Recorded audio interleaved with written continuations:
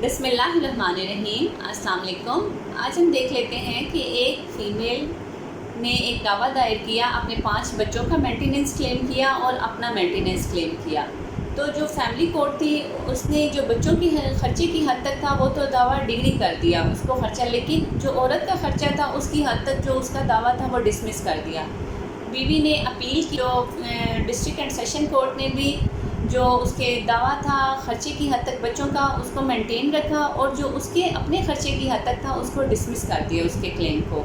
तो यहाँ पे एक ग्राउंड तो ये थी कि उसके हस्बैंड ने सेकंड मैरिज कर ली थी, उसने इस ग्राउंड पे भी अपना मेंटेनेंस क्लेम किया कि वो अब उसको आबाद नहीं कर रहा।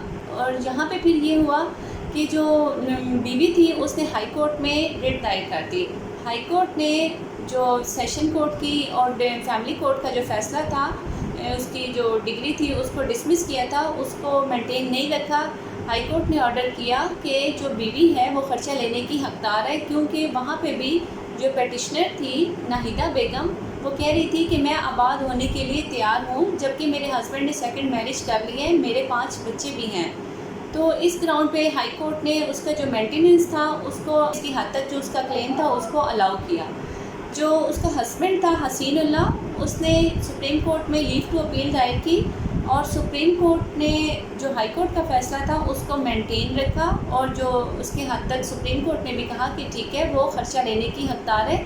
जब वाइफ अपने हस्बैंड के साथ रहने के लिए तैयार है तो और हस्बैंड उसको रखे या ना रखे तो वो उस हस्बैंड पे डिपेंड करता है, लेकिन जो वाइफ है वो हस्बैंड के साथ रहने के लिए तैयार है तो ये उसका शरई और कानूनी हक़ है। और अकॉर्डिंग टू इस्लाम जो हस्बैंड है वो अपनी बीवी को ख़र्चा नानो नफ़का देने का पाबंद है, क्योंकि वो उसके साथ रहना चाहती है।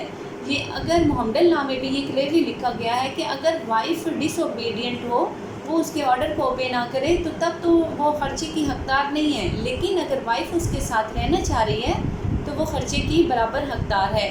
इसी केस में उसने अपने जो हक़ महर से रिलेटेड था कि कॉलम नंबर 13 में और 16 में एक डिफरेंस भी था कि कॉलम नंबर 13 में था कि वो जो अपना हक़ महर 7 तोले सोना ले चुकी है और वो इन एडिशन टू जो उसकी 4 कनाल ज़मीन थी जो कॉलम नंबर 16 में लिखी गई थी वो भी लेना चाहती है। इसको भी फैमिली कोर्ट ने और जो डिस्ट्रिक्ट कोर्ट थी उन्होंने इसकी अपील जो थी इस क्लेम की हद तक डिसमिस कर दी थी, लेकिन हाई कोर्ट ने इस दोनों दावा को जो नीचे अपील दावा था या अपील थी उनकी डिसमिस की और उसमें कहा कि ये जो प्रॉपर्टी है वो लेने की हकदार है, क्योंकि जो कॉलम नंबर 16 में लिखी गई है प्रॉपर्टी वो इन एडिशन टू है। और सुप्रीम कोर्ट ने जो हाई कोर्ट के फ़ैसले को मेंटेन रखा और सुप्रीम कोर्ट ने भी यही फ़ैसला दिया कि ये जो वाइफ है वो मेंटेनेंस की भी हकदार है और जो कॉलम नंबर 16 में प्रॉपर्टी लिखी गई है वो प्रॉपर्टी लेने की भी हकदार है।